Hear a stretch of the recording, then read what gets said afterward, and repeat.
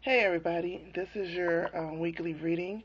I know I didn't do my Stone Sunday for yesterday, and it wasn't really because I had issues with my body and everything. It was more so because it just wasn't a stone that stood out to me. To be totally honest, there was no stone that stood out to me, and I didn't have time to go deep meditation to see which stone.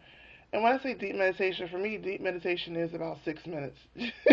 To be totally honest, 6 minutes is deep meditation for moi. But yeah, but no, hey, you can see the light in this video.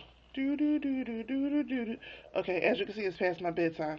But anyway, there was no stone that stood out to me for any reason, so I just didn't do it. I felt as though my spirit obviously told me to fall back, so that's what I did. As I said, the I'm in the room 101, and the room for this week is Ingas. And Ingas, for me, anyway, is all about common sense.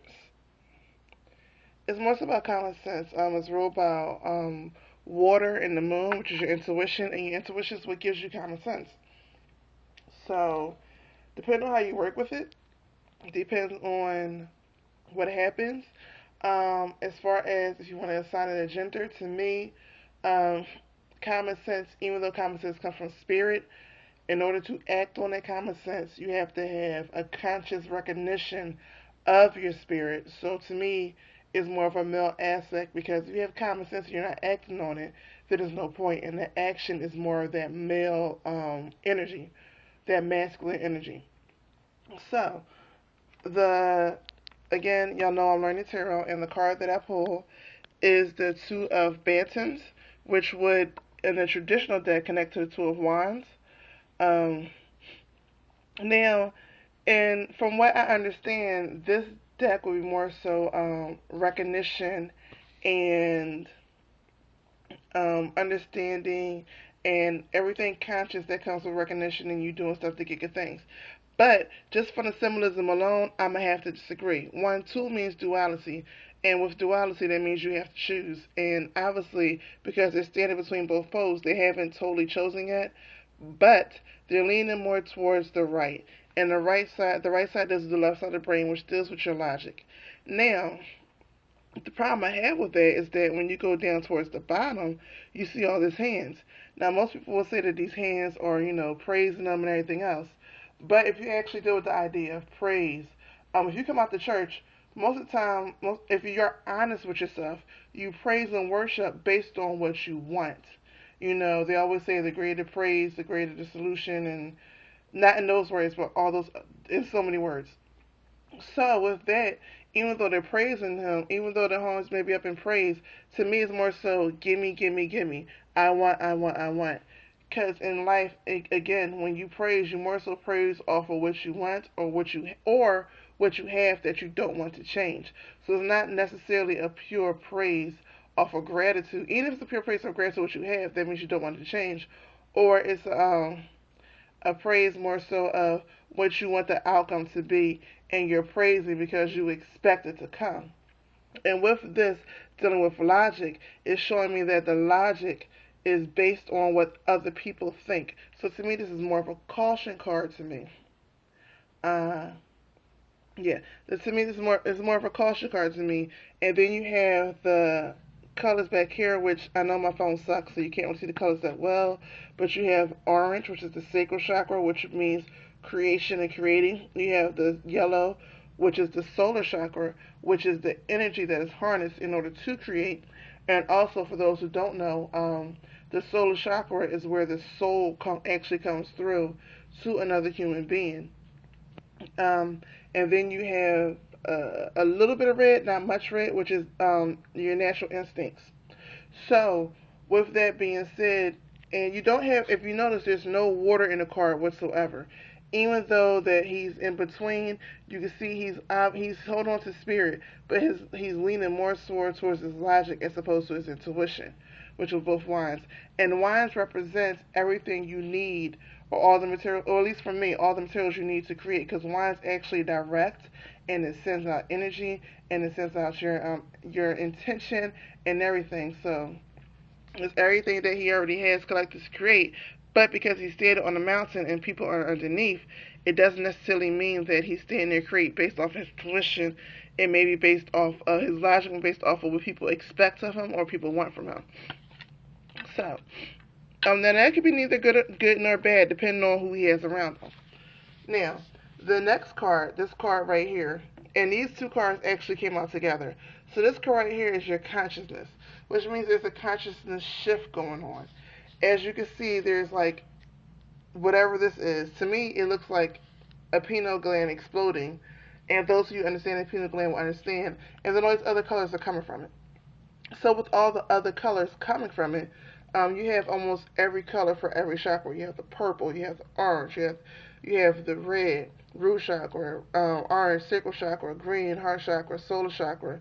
Only color I don't see is blue, in which it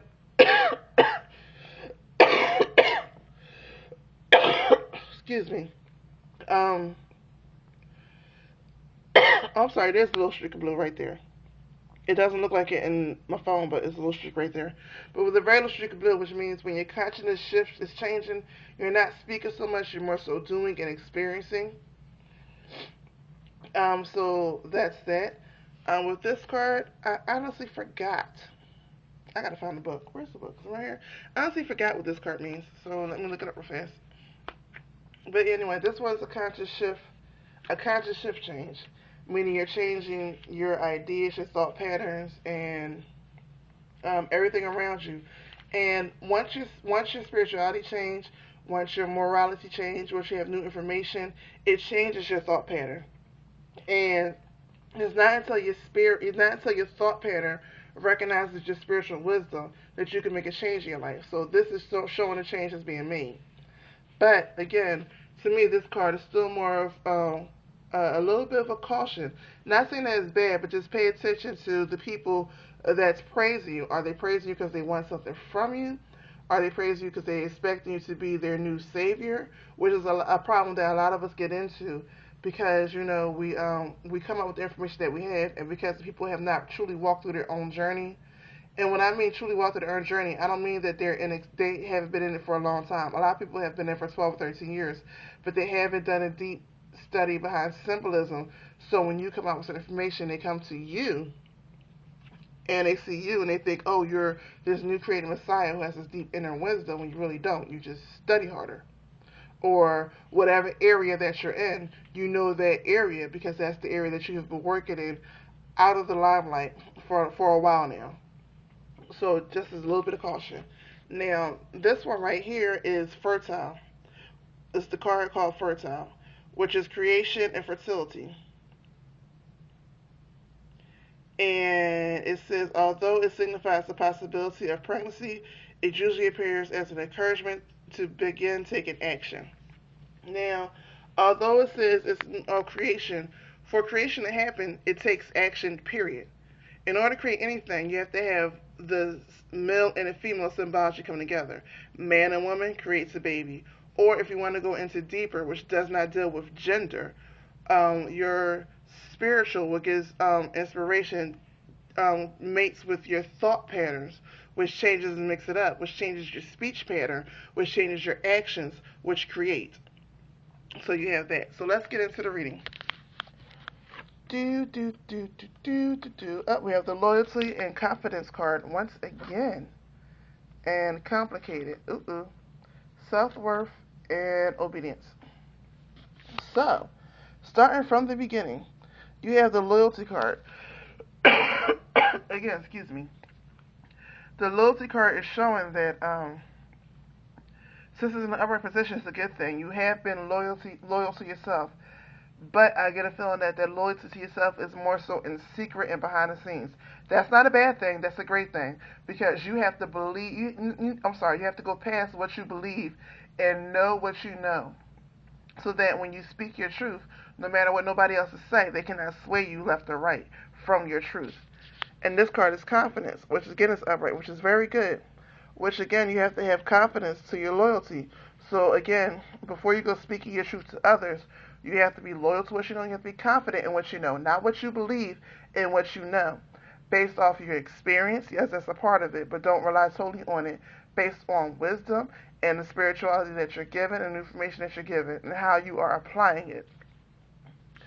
And then you have the complicated card, which yes, when you start going out there and manifesting the things you want based off what you know, when you go out there and start speaking truth to others because you want to help others, it does get complicated. It does, especially when you're the first in your generation of the area. I'm gonna say your generation of the area around you. I'm not gonna say the first in your generation, but the first in your generation of the people around you. And excuse me, I was trying not to burp. But in the first in your generation of the people around you, and you're dealing with a new level of spirituality, and they're not.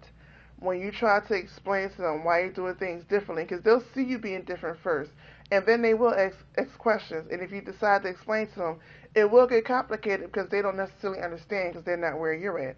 And this is where it will start to mess with your self worth. But since this card is right side up, it's showing that your self worth won't be messed with. Let me take it out the light a little bit. It's showing that your self worth will not be messed with too much because you understand who you are now. You understand where you're going now. You have loyalty to it and you have confidence in that loyalty. So the complications, the other people, again, the hands in this card, will not bother you as much, and you're able to stand firm, and you don't feel the need to argue so much. You don't feel the need to debate so much. You don't feel the need to overly explain yourself because your truth don't have to be their truth. They're on one path and you're on the other, and you understand that now, and you let them be who they're supposed to be. And the last card is the obedience card, which means you're being obedient now to your self worth, and in being obedient, like I said, you don't feel the need to debate, you don't feel the need to argue, you don't feel the need to overly explain stuff, you don't feel the need to go out and make people believe what you believe because you no longer believe you know. And when you know, you don't need other people to back you up. That's what belief is. When you believe something, you need other people to back your belief in order to make it a reality. When you know something, you don't need anybody to back it up because what you know is for you and it works for your life, and you don't give a damn.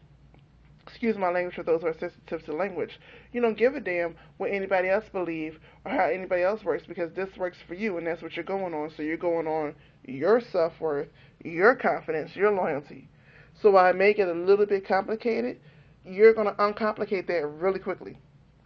Very quickly. And I'm sorry if this phone's all over the place because when I tend to talk, I'm very fluid with motion and moving all over the place.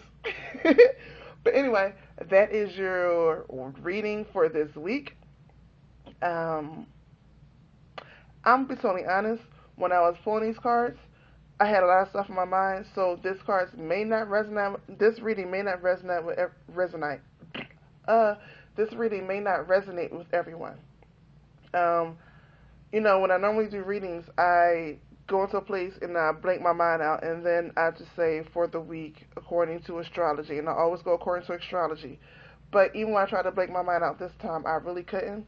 So this may not I'll be totally honest. This may not resonate. Why do I keep saying that word? Anyway, this may not resonate with everybody, but it does with me. So if you don't feel personally connected to it, that's fine. I'm being totally honest. I had a bunch of things going through my mind at the time. If it does personally resonate with you, you may be going through what I'm going through. If you want to know what I've been going through, bam, there goes your hint. And so I'm going to end it there. Everybody have a blessed day and peace.